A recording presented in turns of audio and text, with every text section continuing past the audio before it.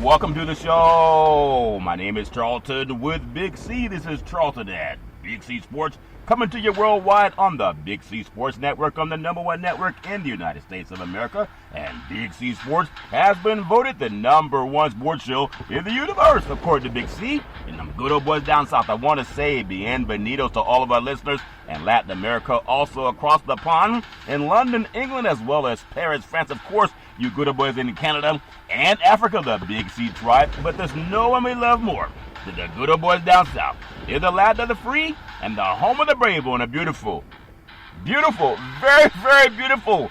It's so beautiful on March the 17th, 2021. Grande Deportes. Bonjour, Big C. How's it going for you good old boys down south? Well, Charlton, it's rainy, not sunny. Rainy, not sunny. And once again, today is the opening day of free agency, officially opening in the NFL, and all the signs and trades become official today. The moving vans are packing up, and players are moving on to new teams. Yep. And once again, I want to thank our frontline healthcare workers, our nurses, doctors, first responders.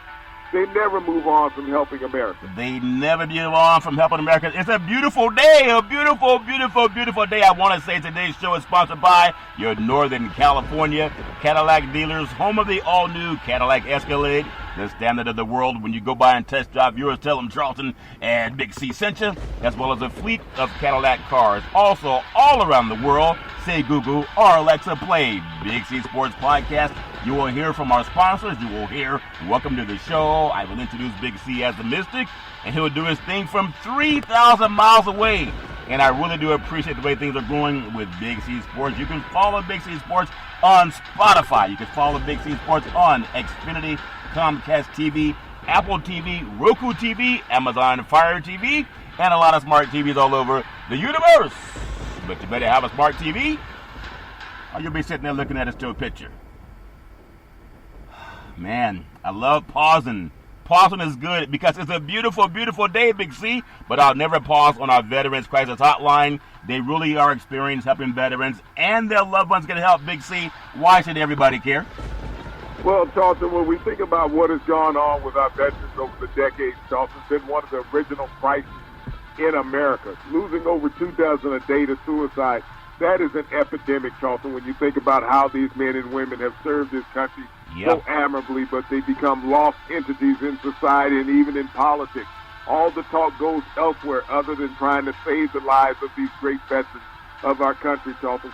We give out the National Suicide Prevention Hotline number, hoping to put in our help to stop this situation that's been so horrific in American society. But our veterans suffer every day, and they're forgotten with all the other struggles that Americans are having in society. But those veterans also forced with those same struggles. So as a society, we need to come together in more than just thanking them for their service. Find a way to help them continue to live. Very well said, Big C. I love giving out this number, 800-273-8255. That's 800-273-8255. Or you can text 838-255. That's 838-255. If you're online, simply go to veteranscrisisline.net. That's veteranscrisisline.net, and you can definitely get some help for our veterans. Also, very happy to be affiliated with Valley, home with weekly TV on Dish TV, Direct TV, AT&T Uverse, TV 53, home of the San Francisco Giants, and the Say Hey Kid, as well as the home run king Barry Bonds. When you reach out to them, just tell them Big C sent you. Our goal is simple: recruit 10,000 real estate agents and brokers all over this great country, putting people back to work just like McDonald's does it. Car dealerships do it. Sports teams are doing it. Watch TV and real estate work for you. 800-772-8624. That's 800-772-8624. If you're looking for opportunities in real estate, go to bigcsports.pacwm.com. Most of our loans are underwritten by Rocket Mortgage, the #1 lender in the country. On the wholesale side, I also want to say thank you to Xfinity Comcast TV and Comcast Spotlight for presenting Big C Sports to the universe. Just like God said, let there be light. Open your cell phones and say, play Big C Sports Podcast. You will see all of our apps pop up, and I really do appreciate the way things are growing with Big C Sports. Big C, I know you said it's raining in the southern part of the country, but it's also sunshine and overcast here in Northern California. It really is a beautiful, beautiful day. A lot of good things happening in Northern California. But I want to ask you, when it rains in the South, Big C, does it also wash away the allergies, or does it not wash away the allergies, Big C? Your thoughts? Well, no, Charlton, when it rains down here, all it does is turn the streets yellow from all the pollen that is on the trees and that is falling on the ground. I mean, it might make it dissipate for a couple of days, but it doesn't go anywhere. This is a full-time pollen season down here in the South. It's a full-time season down in the South, and maybe the rain's going to hit Northern California sometime by Friday. But when you think about raining, oftentimes it rains. They say when it rains, it pours. I still say it's a beautiful, beautiful day in Northern California. And for one of the reasons that is beautiful is we have a lot of fishing that goes on. People can go out fishing in Northern California. You can go bike riding. You can go jogging. You can walk through the park. You can even run across the Golden Gate Bridge if you don't get seasick from walking across that thing. It's all fair in love and war. But I want to say it's even raining up in Portland. It's always raining in Portland, Big C. For most teams, when you deal with NBA rain, a 17-point deficit with 6 minutes remaining means it's time to throw in the jumpsuits, Big C, and head on schedule to the locker room. Fortunately for the Portland Trail Blazers, most teams don't have a Damian Lillard. They call him Dollar Dame for a reason. He might be called Bitcoin Dame pretty soon the way he's shooting 50 points. But he dropped 50 points last night, 10 assists, in a masterpiece comeback win for the Portland Trail Blazers. They came back from the deepest depths of the break, Big C. The New Orleans Pelicans' hearts stealing some gritty home cooking is what they're going to need. But Dame dropped 50 last night, and they got a comeback win for the ages, Big C. Your thoughts? Well, you know, Dame was a little upset still from being snubbed as an all-star, Charlton, and being an alternate. But, you know, he has showed his ability to shoot at any time, any place on the court. Yeah. And that's what he did last night. He opened up a can of whip, whatever you call that stuff, and laid it out on the Pelicans. And, I mean, they were stung. Yeah. Yeah, they were stung. Usually when you open up a can, it's a can of Cool Whip, Big C. So Cool Whip goes well with a lot of things, Dollar Dame territory. But Portland trailed 117-100. It was 5:56 remaining in the game. Lillard had 20. He had 20 in the fourth quarter alone. So that means he probably wasn't passing the ball that much. It's only fitting that he did it while battling a hand injury, taking countless falls along the way, only adds to the legend. Dollar Dame is wasting his time in the Great Northwest, Big C. Your thoughts? Well, no, I mean, this is where we are in the NBA yet. The trade deadline has not come yet, Charlton. That'll be at the end of the week. But, you know, he's been a superstar on the West Coast, and he really loves playing in Portland. He signed that Supermax contract 2 years ago, Charlton, so he planned on staying in Portland. Yeah. You know, the NBA is a balance of power, and it shifts constantly as we watch the league play out. Yeah. And it's just a matter of being on a hot streak, whether you're going to be in the playoffs or not. Yeah, it's a beautiful, beautiful, beautiful day. Dollar Dame was dropping dimes up in the Great Northwest, Big C. Lillard led the charge as the Trailblazers fought back to snatch a victory in the final minute. It was a 125-124 win. It's as if the way he shoots the ball, it's as if they have magnets on the rings. Big C, your thoughts? Well, I mean, that 125 came on the last shot of the game. So when you talk about snatching the heart out of the Pelicans, Charlton, he did all of that. Yeah. I mean, there was feathers all over the court when that game was finished last night. Yeah. It's like he shot out like there are magnets in the rim. If that makes sense to you, Big C dropping 50 points. Dollar Dame. Lillard became just the fourth player in NBA history to record 16,000 plus points and 4,000 assists in his first 9 seasons. LeBron James, the great Larry Bird, and the big Oscar Robertson, they're the only other 3 to do that. He'll be added to the allure of the pantheon of performance. That was a great showing. It's a shame that he did it in front of an empty stadium too, Big C. Your thoughts? Well, you know, NBA players play regardless. I mean, it's been unfortunate because of the pandemic. As many players and great performances this season has been played in empty arenas, Charlton, and you've gotten the highlights on the sports broadcast. But this is what a professional athlete is. He goes to work, and that's what Dame Lillard did last night, Charlton. He went to work on the Pelicans, as I said. He opened up that can of whipped hiney and laid it out on them last night. Yeah. And they went home tucking their beaks between their tails. Yeah, it's a beautiful, beautiful day in the Great Northwest when Dollar Dame can drop 50 and hardly anybody sees it. If you would look at some of the greatest Portland Trailblazers, Big C, maybe people would say Bill Walton, Clyde the Glide Drexler might be 1 and 2 no matter where you go. Darla Dame, maybe number 3, or some people might say number 1 because Drexler and Walton didn't shoot threes the way Darla Dame does. But I would say he's probably the 3rd on that Mount Rushmore of Portland Trailblazers. Big C, your thoughts? Well, I wouldn't put Walton up there. His career was short-lived, even though they won that championship. I like Cliff Robinson and what he did when he was there in Portland. John Lucas was a tremendous guard. I mean, they've had some tremendous players over the history of this organization, Charlton.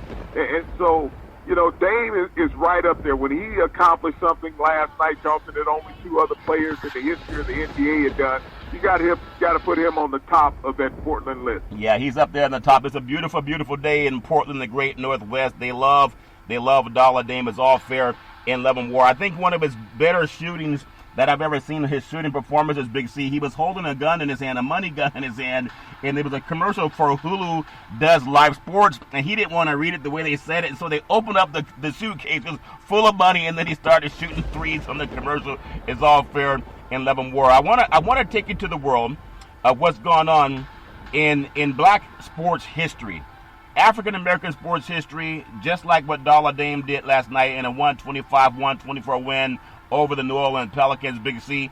There's so much history in the world of sports when you deal with African-Americans. We're inspired by the endeavors of these less celebrated African-American competitors. Every pro team's Jackie Robinson. It goes back to August 29th. It was 1948, Big C. Joe Perry, the great Joe Perry, Hall of Famer Joe Perry, joins the San Francisco 49ers as the team's first African-American players. Could you believe that, Big C? Your thoughts? Well, you know, we talk about the integration of the NFL, and it wasn't all at one time.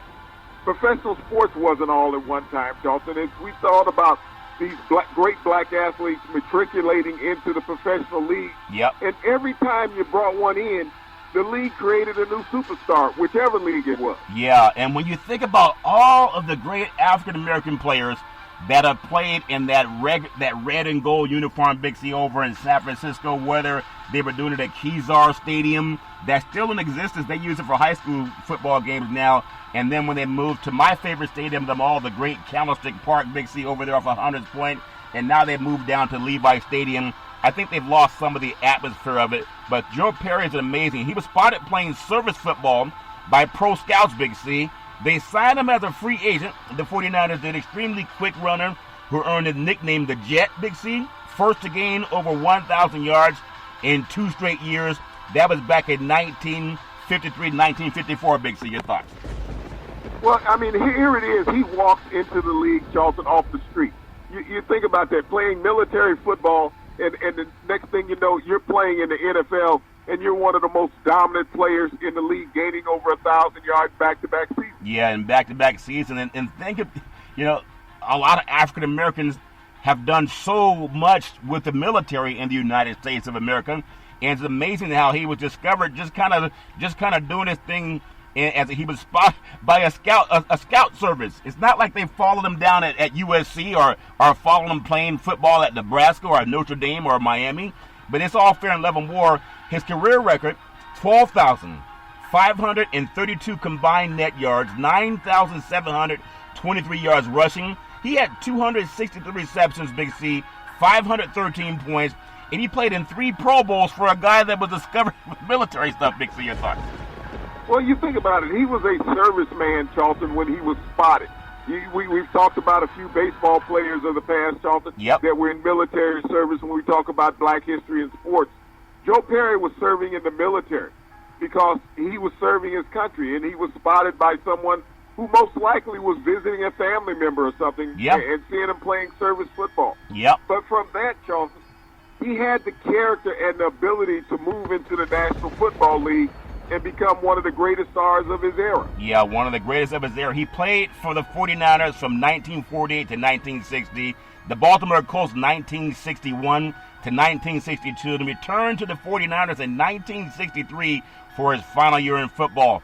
The thing that I'm most impressed about, the first African-American to be named the NFL's most valuable player, he became one of America's football's first African-American stars. He said in 2003 that it was harder than Jackie Robinson because in football, there's so much physical contact. and the average person, football fanatic, doesn't even know who he is, Big C. Your thoughts?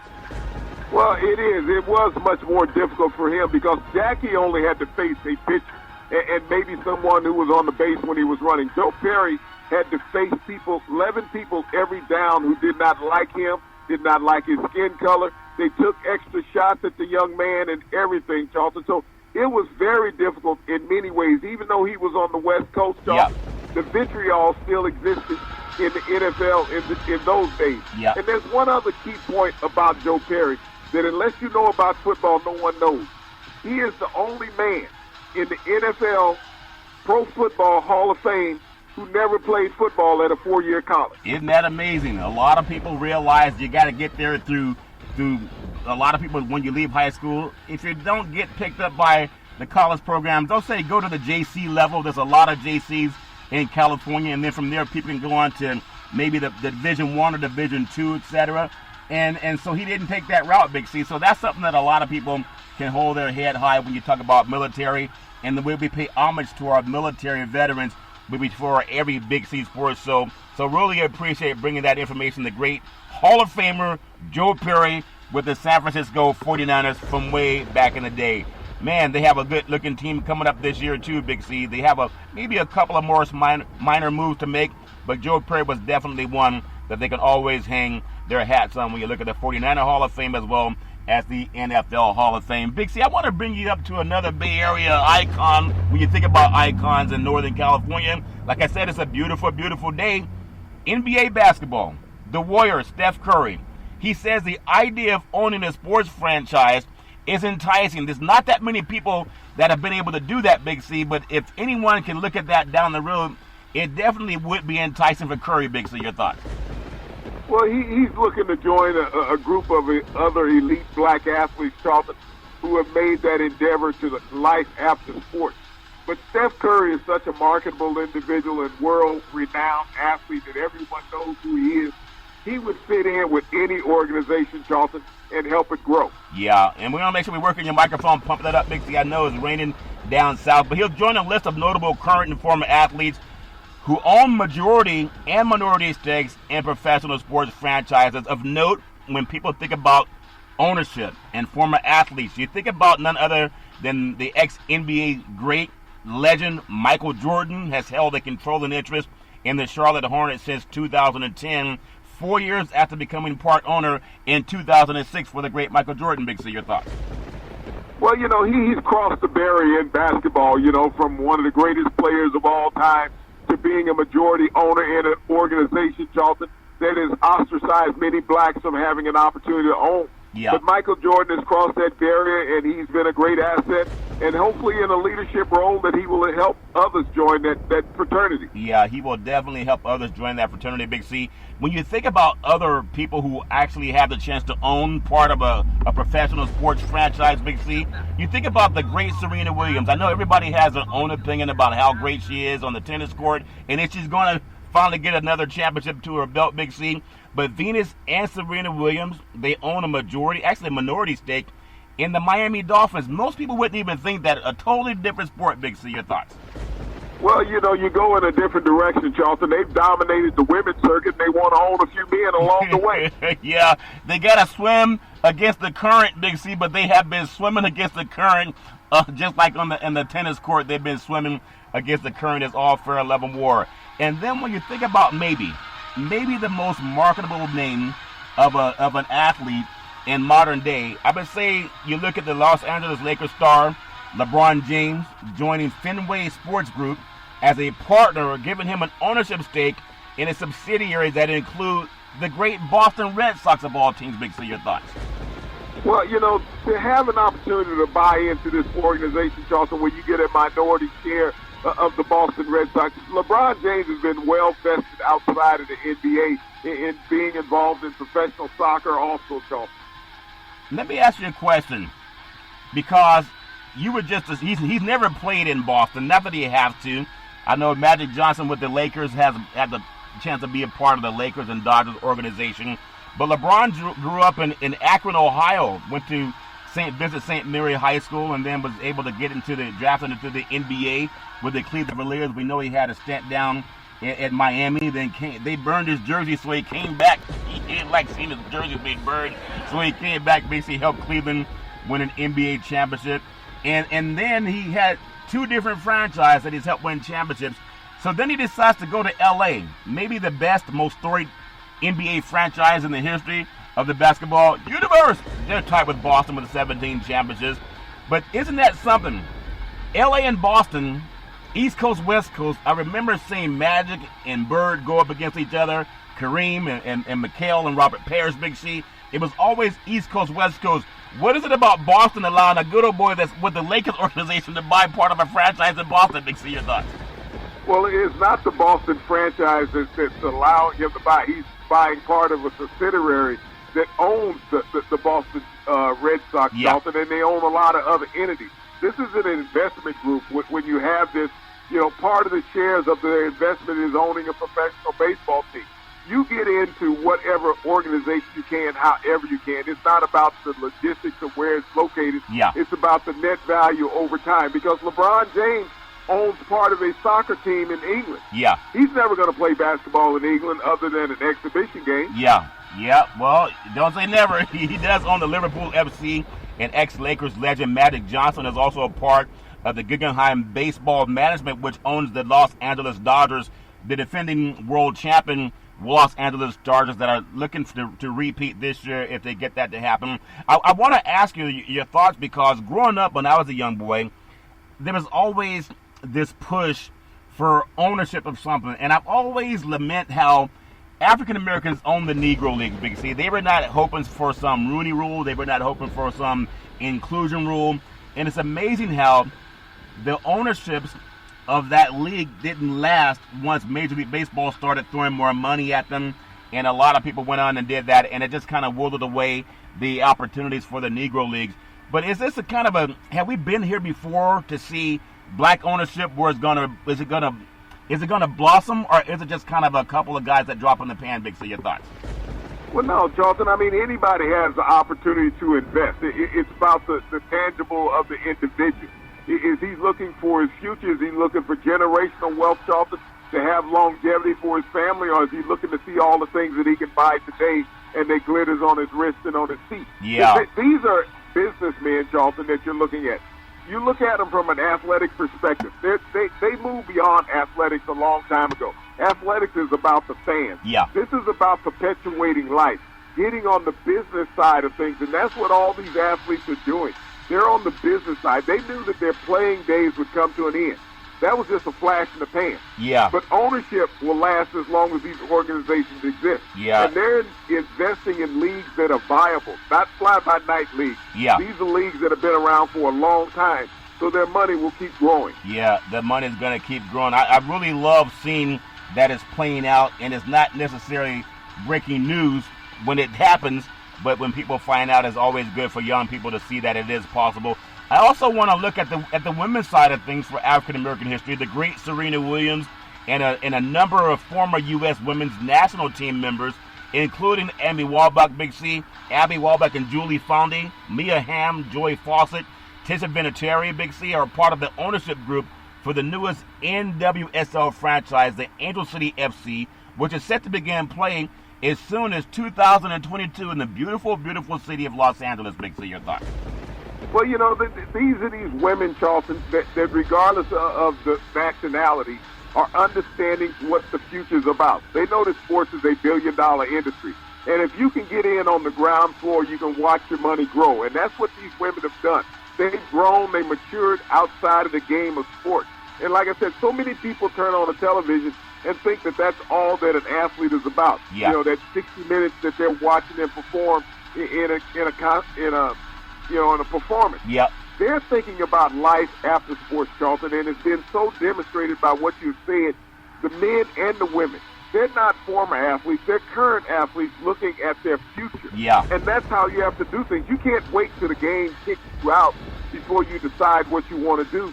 They're doing what they can do so they can leave on their own terms. Yeah, that's really good to see that. It's amazing how much has happened. Most recently, ex-WNBA player Renee Montgomery became very famous. When you talk about sports and politics, Big C, became part ownership of an ownership group purchased that purchased the Atlanta Dream of the WNBA out of Kelly Loeffler, who was, given the chance to have some economic clout, political clout. Loeffler now is back where she belongs, which is helping her husband get insider trading on Wall Street. It's all fair of a war. But when you think about it, all the African-American ownership, men and women, it's certainly possible that Curry could be able to join that list someday, and probably a lot sooner than people expect. Big C, your thoughts? Oh, he's going to take that endeavor, Charlton. When you think about Steph Curry and the position that he's in right now, as well as with his brother, who is also playing in the NBA, and his dad had a long lineage there, is that they can put together a group as a family, Charlton, and make a huge impact in the other side of professional sports. Yeah, there was an investor group. I think it was A-Rod and I think J-Lo, and I don't know what's going on with them. I don't get the people's private lives, Big C, but they were part of a group that were trying to buy the New York Mets, and they were told no. Good old boys came together and said, no, your money's not green enough, if that makes sense to you. I thought it was all green. Maybe they should have tried to buy it in Bitcoin. Is part ownership of the Miami Marlins. So yeah. When you look around at former athletes who have made that crossover, Charlton, they are there and live and well from the minority perspective. Do you feel that, big money, that kind of money, not always easy, allowing somebody else to come into your arena and start, chipping away at your product, Big C? A lot of guys defend their product very well. But if you go back to the great NBA basketball players, whether it's a Kareem Abdul-Jabbar, whether it's a Bill Russell, or whether you go back to even way back in the days of Jim Brown playing football, when you think about those men, what's the difference between the guys that are Hall of Famer right now that never got a chance to own teams compared to the nouveau riche guys over the last 30 years that seems to be they're going to walk out of the playing field and right into ownership, Big C? What's the paradigm shift, Big C, your thoughts? Well, the paradigm shift is having hundreds of millions of dollars in contracts. So yeah. Where those guys, Jim Brown never made $1 million in his playing career. When you think about it, he played 9 years in the NFL and never made $1 million combined over those 9 years. So it did not leverage him into a lot of buying power. That's what people have to understand. The athlete of today, especially the superstar athlete, has been positioned with buying power. Yeah. That he can get invested in organizations. And when you think about most professional teams, Jonathan, most ownership has sold off minority positions in their team. They have sold 10 and 20% of their franchise. They still hold the majority, and no one knows who these owners are on the fringe. Yeah. But even the Dallas Cowboys, the most wealthiest team in the NFL, Jerry Jones has sold off minority stakes in the Dallas Cowboys on down. Robert Kraft, Arthur Blank, everybody, Stan Kroenke out there in Los Angeles. Yeah. The Spanos family, Charlton. When you look around at the NFL, you look at Major League Baseball and the NBA, every team has minority ownership unless it's a community team like Green Bay, and all the ownership is minority. Yeah, all the ownership is minority. It's all fair in love and war. Really proud of a lot of young men and women that are dabbling in the world of ownership too. It's all fair and love and war. We're going to take what's called the Big C pause, also known as the Big C timeout. When we come back, we're going to talk more about African Americans, what they're doing in ownership, and also some college football. In the words of the great Arnold Schwarzenegger, we'll be back.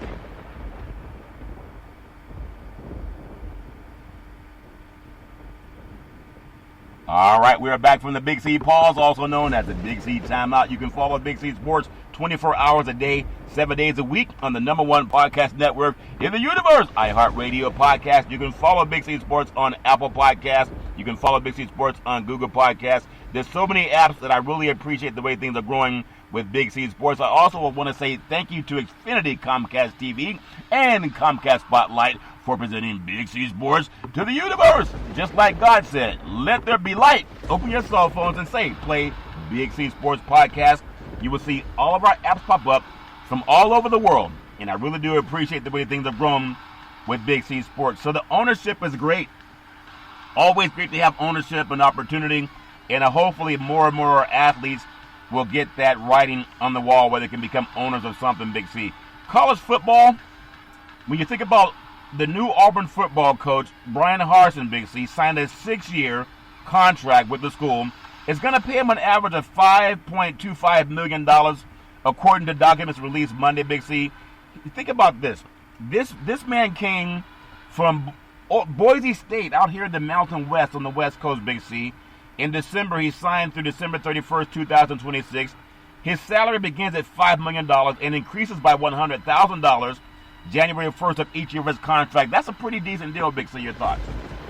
You know, Brian Harsin had left Boise before he could hang up the phone, Charlton, to head down to Auburn, Alabama. Yeah. You think about it. He got a $4 million a year raise when he left Boise. His contract at Boise was $1 million. Yeah. And so when Auburn called, he answered the phone. And when they told him $5 million a year, Charlton, he was on the plane before he could hang up. Yeah. He said it's a beautiful, beautiful, beautiful day. Irrespective of all those young kids that he said, I'm going to be your daddy for the next 4 years and help you get an education. When the money, and they didn't pay him in paper bags, Big C. Your thoughts? Well, Charlton, I mean, this is the difference in big-time college football. This is what we see all the time. And this is one of the things we talk against about the players, not being able to leave freely and go wherever they want to go like the coaches can. Yeah. Coaches get an offer, they're out of town. And don't even tell the kids that they're leaving. No. You know, you find out a few days later you got a new head coach. But Yep. This is what coaches have always had that autonomy to do. This is the reason why they don't hire a lot of black coaches on the college football level. Yeah. Because they would have the ability to do that also. Yeah, they don't want to give that money. The color green is having a little bit of preferential treatment when it comes to the color green. Sometimes they don't want to share the color green with everybody. But his bonus structure includes $100,000 for signing with the SEC West Division and $250,000 if they win an SEC championship, Big C. That might make Nick Saban a little bit upset.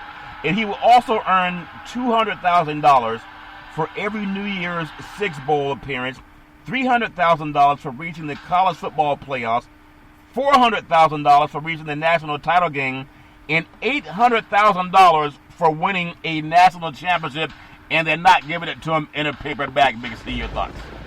And all those bonuses are escalating, Charlton. They just keep adding up and adding up. So he can earn an extra couple of $1 million in a season, Charlton, by having a very successful season down there at the University of Auburn. But this is what the cost of college football is. Yeah. We saw where your buddy Sarkisian had signed down in Texas after having jobs at USC, Washington, and Alabama. Yeah. And going down to Texas, getting a huge amount of money, I think about $6.5 million a year. Yep. And now we see this with Harsin going down to Auburn, Charlton, getting over $5 million a season. This is the state of play of college football. Yeah. It's not a kid's game. No, not a kid's game.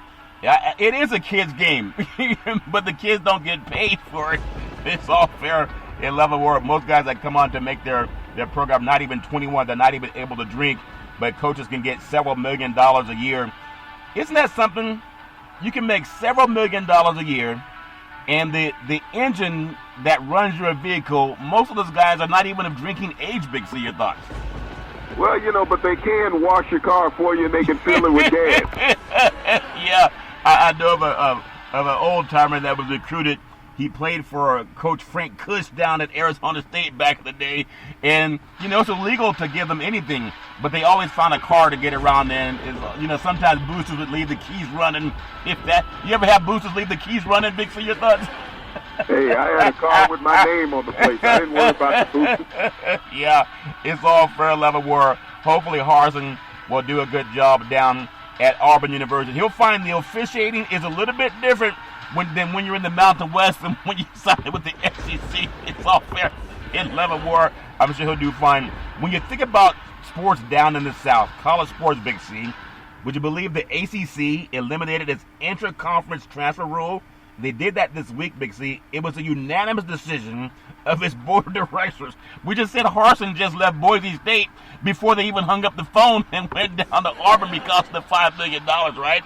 But the ACC, and I want your thoughts on this, why are they eliminating its intra-conference transfer rule on Monday by unanimous decision by this board of directors? You can transfer, but you got to go outside of the conference, Big C. Your thoughts? Well, no. You got to understand is by eliminating it, Charlton, they eliminated that you could not transfer in conference and have to sit out. Now you can transfer within the conference and play. Before, they did not want players leaving their university and going to a conference rival and being able to play right away, knowing the playbook, knowing all the coaching methods of that previous staff, Charlton, and being able to implement them in a game. Even, like recognizing play calls from the sideline. Now that's been scrapped, just like they have done with coaches, Charlton. They're allowing the coach to leave and go participate right away. Yeah. They're allowing that for players now to do that within their conference, which is a great deal. Yeah. I mean, if you want to be humanitarian about how you treat players and they're not getting the right situation at your university and they can go down the street and play, let them do it. Yeah. Well, like Joe Burrow, you're right. Joe Burrow he started out up at Ohio State, and I guess he couldn't make the team and couldn't get the starting spot, ended up going down to LSU and became a first-round draft pick. And so people bounce around. There have been quarterbacks that started at USC. I think J.T. Daniels, and now he's down at Georgia. When he lost a starting spot at USC, he found it easier to make the team at Georgia, so he decided to go down south. Big C, your thoughts?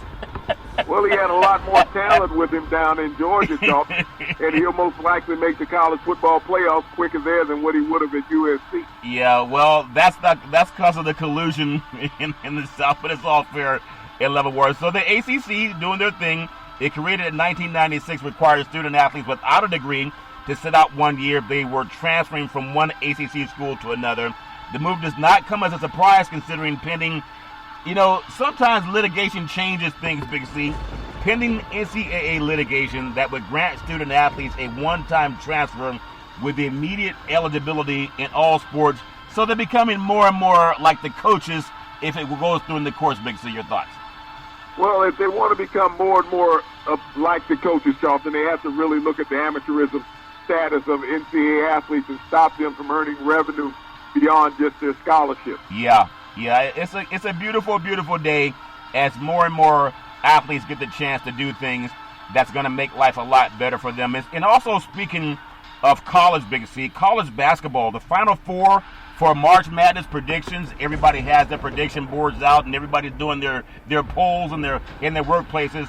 Final Four March Madness predictions. The Gonzaga Bulldogs, they're a clear betting favorite to win the 2021 NCAA men's basketball tournament. The women are also 24-3. They have a good thing going with the men's and women's program at Gonzaga. Michigan, they're in the wild, wild East, Big C. Baylor's in the South. And you have Illinois coming out of the Midwest when a lot of people were thinking it was going to be Michigan or Ohio State, but Illinois has that, Big C. Your thoughts? Well, Charlton, these are the teams that people are thinking that are going to make it to that Final Four matchup there in Indianapolis, Charlton. I mean, and you talked about Gonzaga being the favorite.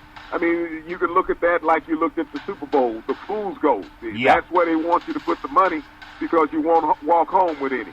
Yeah, sometimes they want you to put the money there because you may not walk home with any.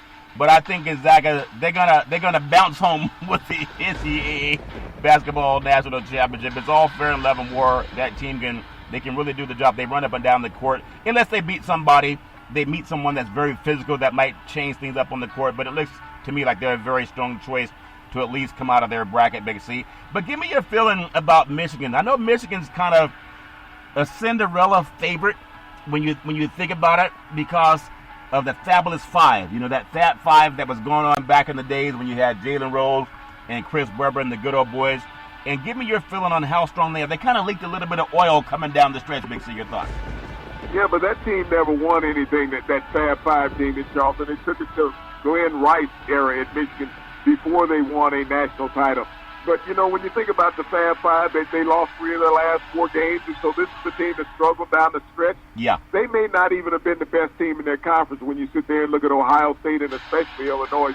I think Illinois was the best team in the Big Ten, but they're going to have a tough game, Charlton, because they got to play Illinois or Chicago, a team that they would never schedule during the regular season, and if they get past them, they got a clear path to the Final Four. Yeah, they got a clear path. Give me your feeling on Baylor. I thought that down in the Big 12 conference, you always look at teams like Oklahoma or maybe even Texas, and then there's a team that I'd be afraid of playing. Not afraid, but a team you got to keep your eye on is Oklahoma State, the Cowboys, Big C. But Baylor, they were also leaking a little bit of oil coming down the stretch, but that might not be a bad thing. They got a chance to refocus, Big C. Your thoughts? Well, the Cowboys have the best player of the year at Oklahoma State. Yeah. The team that I look at down in Texas that nobody thinks about is Houston, who was just, one of those teams that Kelvin Sampson has playing well. I think what bodes well for Baylor is that they missed so many games through the season. So this is a team that's not facing fatigue going into the tournament. Yeah, they may be a little bit fresh going into the tournament. It's all fair in love and war. I really look forward to March Madness. It's something where you can't really watch all of the games, but the original way that they played March Madness, it was kind of an afterthought, and people would wait until maybe the Sweet 16 came around. But there's so many teams that can play themselves in now. I think it opens it up to being more exciting when you look at what's going on in college campuses all around the country. So I really appreciate that and wish them nothing but the best as we get into the world of March Madness. Big C, I also, we just came out of, there is no such thing as a Black History Month. I know the Jesuits created all that stuff out of Rome, supposedly the calendars, etc. And so they gave the Black History Month the smallest month. It's all fair and love of war, Big Z. But something that's not fair, and I don't blame the parents, there's an institution of structure that stops people from kindergarten when they get their social security number, where the majority of people, like musical chairs, there's not an emphasis to make sure that people rise to the top. And that's just my opinion. Everybody can have their own opinion. But college basketball, when you look at the racial gap, there's a racial graduation gap, Big C. It persists for the NCAA teams, and a study has found that a significant graduation gap still exists between African American basketball players and Caucasian basketball players of both genders playing in the NCAA tournament this year, according to a report by the Institute for Diversity and Ethics in Sports. But Big C, it's not just in college. This stuff starts in kindergarten, where they have the A, B, and C group for kids based on their skin color. Big C, your thoughts? Well, yeah, it does start in kindergarten, Charlton, but it also starts with the involvement of parents. I know that there's always going to be a disparity when you look at those things, but, as a parent, it behooves you to stay on top of your child's education. You're the first and foremost authority in that child's early development, not the teacher. We want to pass the kids off to the teachers, but if that parent doesn't have any involvement, not checking the homework, not going to parent-teacher meetings and things of that nature, Charlton, yes, that child will automatically fall behind. Yeah, well, I look at it a different way, because it's probably the way all over this country. If you're out here in the Bay Area, there's parts of Silicon Valley, which is the highest tax bracket in the United States, even more than New York, the Silicon Valley area. That's where all of our artificial intelligence, Google, Facebook, all those companies are created. But there are some houses where it costs about $5 million just to buy a home. You can drive about a half mile down the street and you'll see people sleeping on the street on an overpass. And you can say, well, those parents that are just hanging on by the skin of their teeth, that they should be able to have the same acumen and knowledge and access to resources that a parent living in a $5 million house has.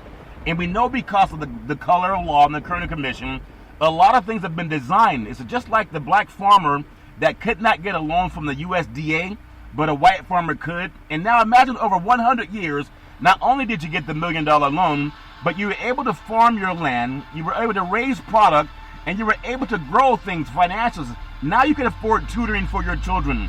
Imagine those same farmers that were black. They never got a chance to bequeath money onto future generations, and they've just been hanging on by a skin thread or a thin thread throughout their lives. That affects how their children are also raised, Big C. Your thoughts? Well, that's a broad spectrum there when you say sleeping on the street in a major city versus being out on a farm where you got all this open land.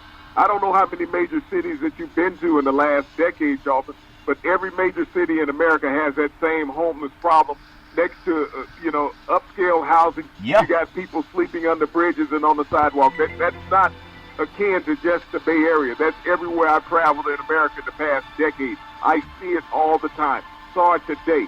So, it's not on that. Those people that are sleeping on the sidewalk, I don't think that education is the thing that they're looking at. But you have to ask yourself, did you check your children's homework when they came home? Did you have conversations with them about school? Did you tell them how important their education was? You took the time to interact with your children. I'm going to believe that. I'm going to say that in your behalf, just like I did. And those parents who do that, regardless of the economic breakup of those parents, Charlton, education is not about the amount of dollars you have. It's about the amount of time that you spend. When you look at kids that have come from impoverished situations, that have achieved the most that you can. I saw a story earlier this year of a young boy in New York who was homeless, Jonathan. He was homeless. He and his mother had been staying in a shelter for the last 3 years. He had 17 college scholarships, academic scholarships. Every Ivy League school gave him a scholarship. 100% tuition paid, everything, Jonathan. And he had 19, I believe it was 19 scholarships in total that he had. Yeah. The kid had been homeless. So it wasn't about the economic situation he grew up in. It was about the input from his parent and what he looked at wanting to achieve in life. Yeah, but I disagree with you, and I think the Kerner Commission also disagrees with you. You should read that book, The Color of Law, before you use one example, Big C. It's a system. I can give you dozens and dozens of examples. I use that one example. The Kerner Commission did not interview every black kid and family in America. They did a study of a select group, Charlton. It comes down to education. And education comes down to involvement. And those who don't have involvement lack opportunity, Charlton. It doesn't make any difference of your economic value. You find just as many rich drug addict white kids as you do drug addict poor kids, Charlton. You do. And it's not based on people not interacting with them, Charlton. It's based on the lack of opportunities that they get. But when a parent is involved with a child, and you can't say that that's wrong, that when a parent is involved with a child, that they have a greater opportunity to succeed in life. You can go anywhere in these 50 states and ask that question, and everybody will answer that and say yes. But when that parent does not involve themselves in that child's rearing and letting that child rear itself, I've witnessed it as a child growing up. I've witnessed it as an adult. And when that parent lacks involvement, that child lacks caring. I think you're so wrong, and I would encourage you to read something. Anywhere in the United States of America, when you deal with educational systems, even especially in California, there's this thing for chartered schools that people are pushing for charter schools. But if you go to a high-income wealth area, you'll find a lot of private schools that kids will go to if their parents can't afford it, Big C.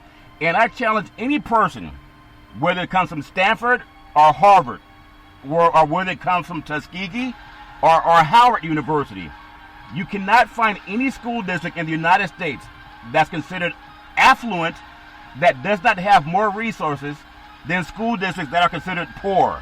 And that's all over the country. And I know for a fact that there's a lot of schools that are private schools. They get a different type of education than rural schools that come from poor economic property tax regions of the country. And that's just a fact. But that's part of what it is. So what you're saying is that these college institutions that you're reading this study from lack economic advantage for all these college students who are there on those scholarships and fail to graduate. That's what you're saying. I'm saying if you read The Color of Law and you understand that there are schools that are called private schools, they're college prep courses. My kids took college prep courses. They were learning stuff in the 9th grade that I didn't learn until I was a senior in high school, Big C. But there's some schools that are come from poor inner city schools where a lot of athletes are recruited from, Big C. They don't have access to the same courses. I remember you just answered a question that I asked you earlier about being involved in your children's learning when they're in school, paying attention to their academic core and their schoolwork, and being involved with the teachers. You just answered that question that I asked you 5 minutes ago. No, what you failed to understand, and I'll say it for the third time, you have kids who have parents that can afford a private school education. So your kids went to private school? Well, if you let me finish, there's a different type of subjects that are taught as opposed to poverty schools. I know that, and everyone in education knows that. That's why there's such a push for chartered schools in California where there's fewer kids in the classroom, where you're taught college prep courses.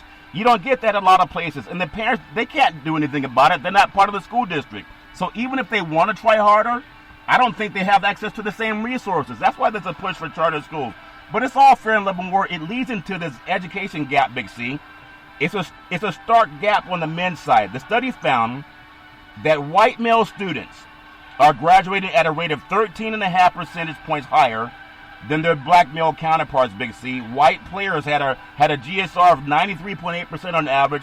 Black players had a GSR of 80% It's actually 80.3% on average. On the women's side, white players had a graduation rate of 98%. African American players, 92%. And I think for everyone that studies education, the majority of a lot of African American kids, they're coming out of inner cities where they haven't, from kindergarten to 12th grade, they're not getting the same curriculum per se. Big C, your thoughts? Well, I look at that lower number on the college level, which we're looking at beyond the grade school level, Charlton, is that those kids are leaving school early. They're in more pursuit of a professional career, and they're not in pursuit of an academic career. And that's the thing you cannot misconstrue with lack of educational opportunity.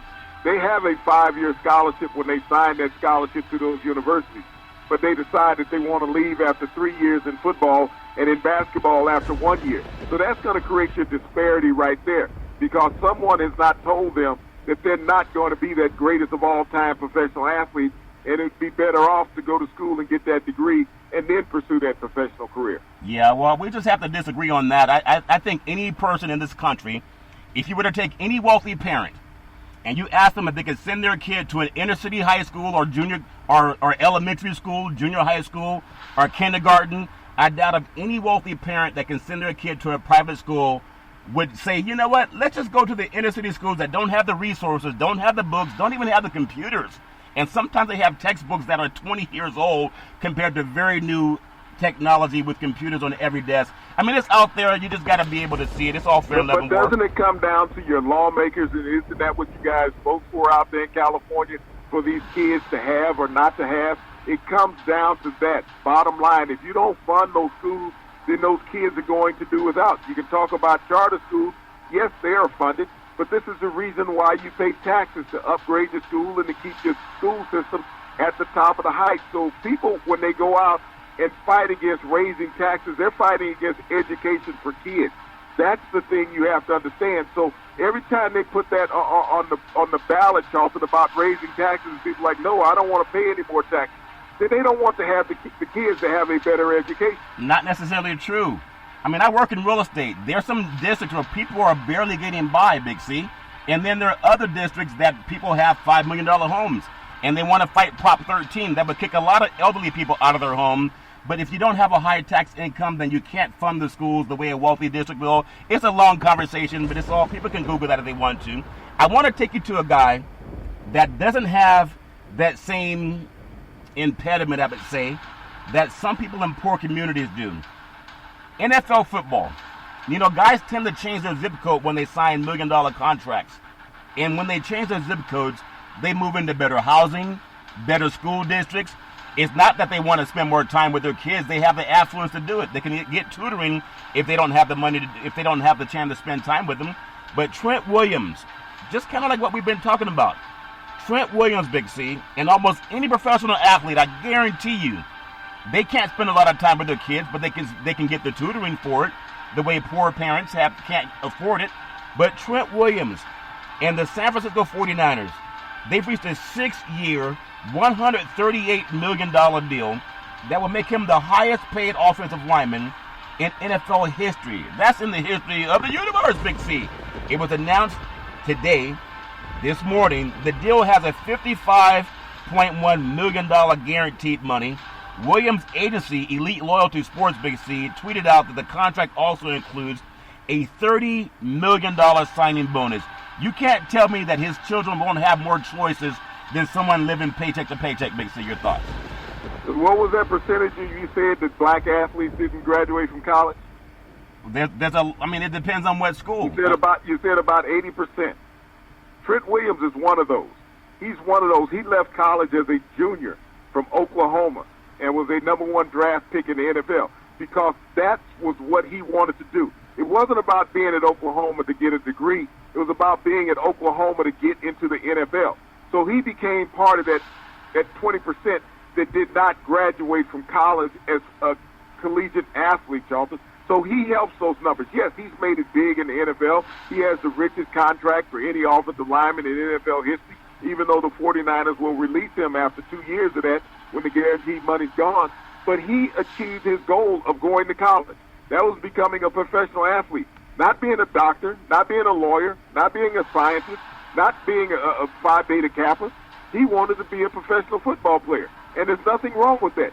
He achieved his goal, and that's what you go to college for, is to achieve your goal. You set out a goal with every child who attends college has a goal of what they want to accomplish as an adult, and he's living that goal. Yeah, he's living that goal, but I think what you failed to understand is what I asked you earlier, and every parent around the country, the more money you have, the better resources you have to buy, better tutoring, better time you can spend with your children, as opposed to someone working paycheck to paycheck, and they just don't have the time. That's what Trent Williams grew up in. He grew up in an impoverished situation in Oklahoma City, the child of a single mother, okay? But because he was a great athlete, he got a scholarship, college scholarship for athletics, not for academics, for athletics.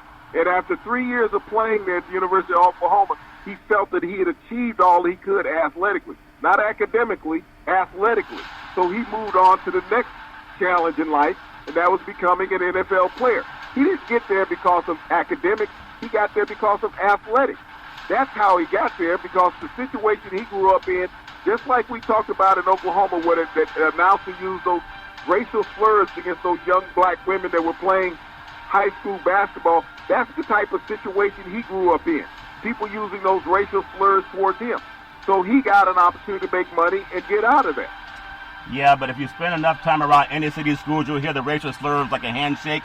But I'm still saying that more resources, you have better opportunities in life. I think everybody knows that. It's kind of academic. And what I want to go to something else before we close out is this is so important too.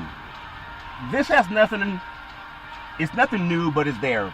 Congress has to, in 2021, they either have to pass H.R. 1, a comprehensive bill to federalize the national voting, Big C, or a filibuster must be eliminated or modified for H.R. 1 to get through. Right now, it needs, through the Senate, requires 60 votes out of 100 senators. And so if you don't have people agreeing on either side of the aisle that it's important, it can always be blocked, because you got to have 60 votes as opposed to just 50, with the vice president being the deciding vote, Big C.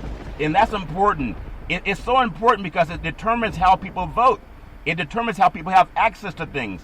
And just like with education, if you don't have a fair system of fair play, then you don't have the same opportunity of those that do. It's not just school systems, but it's also the same thing in voting, Big C. Your thoughts?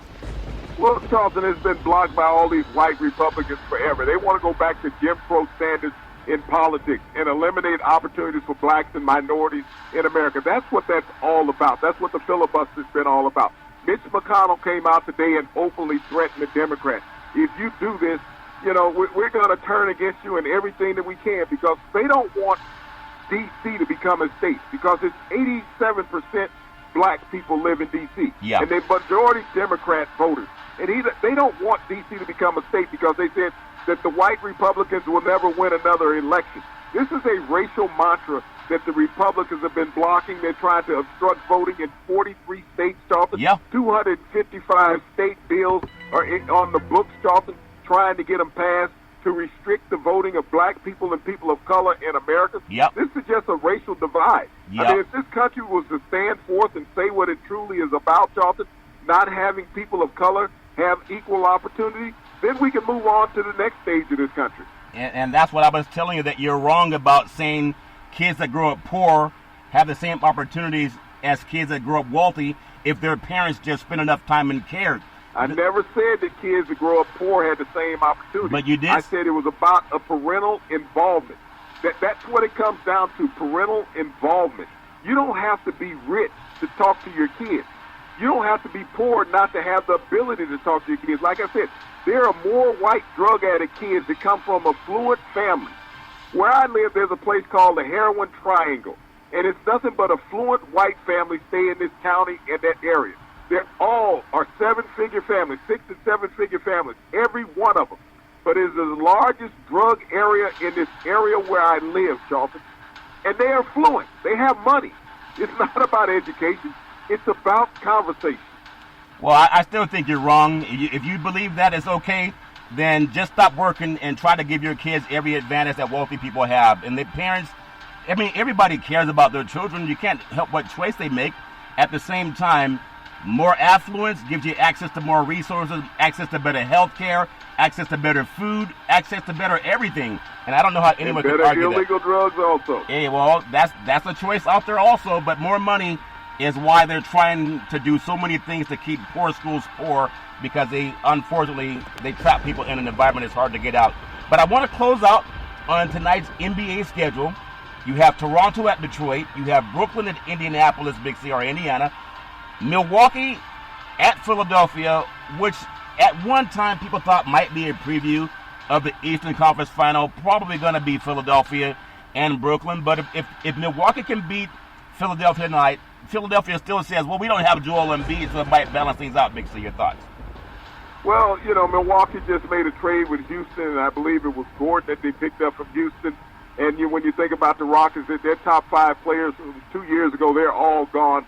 But Gordon will add that three-point shooter from the outside that Milwaukee desperately needs, and he's going to be good for another 4 or 5 victories as the season goes on. Yeah, that's going to help them a lot. So we'll see what happens if Simmons can stand up to the barrage that they may face tonight. Sacramento at Washington, Boston is at Cleveland, San Antonio's at Chicago, Golden State is at Houston. Golden State's kind of Jekyll and Hyde this year. They just haven't been playing as well. They thought they need the Splash Brothers. They're on the verge of maybe missing the playoffs again, Big C, but we'll see what happens. It depends on how the ball bounces. Miami's at Memphis. You have Charlotte at Denver, and the L.A. Clippers at Dallas. And the L.A. Clippers are also they're leaking a little bit of oil too at times, Big C. Your thoughts? Well, Charlton, the NBA season is long, and I mean, what you look at teams doing right now, it only matters once you get to the seedings of the playoffs. Yeah, it only matters once you get to the playoffs, but it's always good to have the home court advantage in the playoffs. I want to just close out on one thing that it kind of happened to me this morning when I was out for my walk. I know we're coming up on spring break. A lot of men and women are young people are gonna, even though it's weird to say this, but spring break and COVID doesn't make any sense. A lot of colleges, they canceled their spring break activities, Big C, last year because of COVID-19. And now I'm hearing, depending on what source you listen to, there are people saying take off your mask, and COVID is starting to spread. And so I don't know what that means for everybody who's going to wear a mask or not.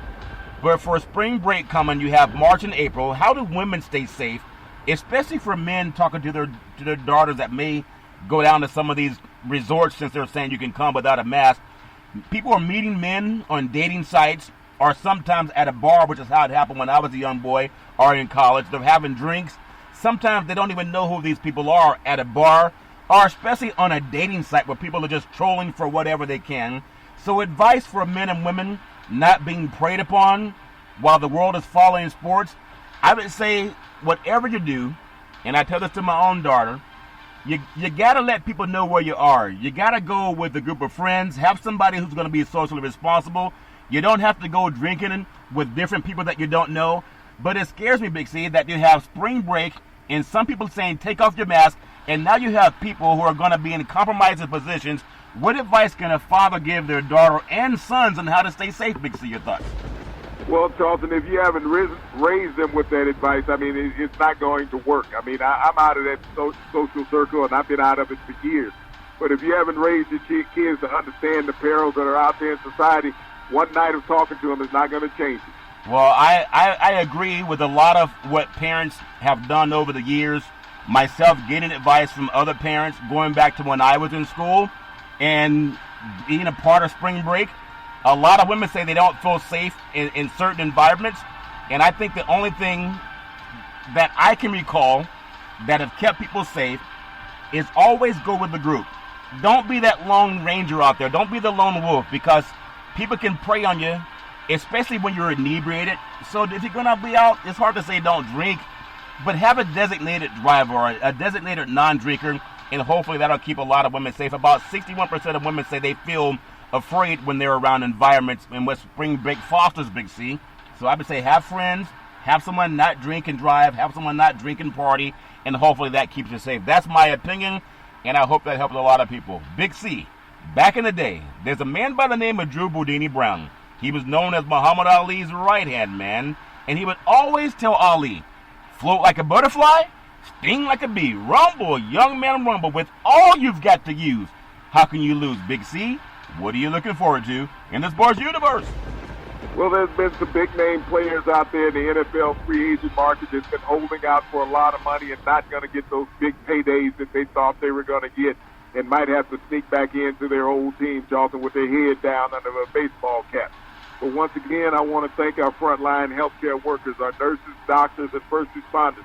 They always have their cap pulled back where you can see their face. You can always see their face. You can always see their face. And when you see their face, make sure you see it clearly. You can see it clearly when you rise and shine every Monday through Friday at 5 and 6 p.m. worldwide when you follow Big C Sports on the Big C Sports Network, on the #1 network in the United States of America. And Big C Sports has been voted the #1 sports show in the universe, according to Big C and them good old boys down south. As we always tell you, my mama says there's never ever an excuse for racism or domestic violence. If you know any man, woman, or child going through that garbage, please pick up the phone and ask for help, because no man, woman, or child should ever have to go through that garbage on their own. And as we always tell you, on every Big C Sports show, we thank you, we appreciate you, and we hope that you have a super fantastic day.